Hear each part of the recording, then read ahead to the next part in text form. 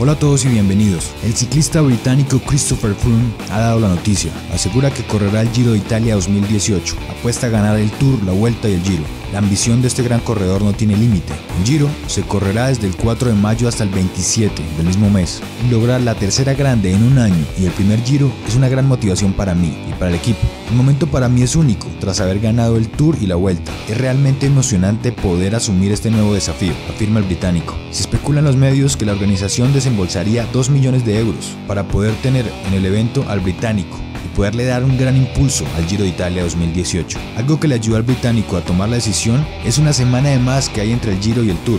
Esta semana le permitiría estar mejor para la Ronda Gal. Es una semana más para la recuperación y el entrenamiento de lo que normalmente tendría, lo que creo que potencialmente hace más manejable la posibilidad de estar bien en las dos carreras. Christopher se siente muy bien para afrontar el desafío de ganar las 3 grandes seguidas. Sé que en la época moderna ganar el Giro y el Tour en el mismo año sería una verdadera hazaña, pero mi desempeño en los últimos años me ha dado la confianza para lograr el objetivo.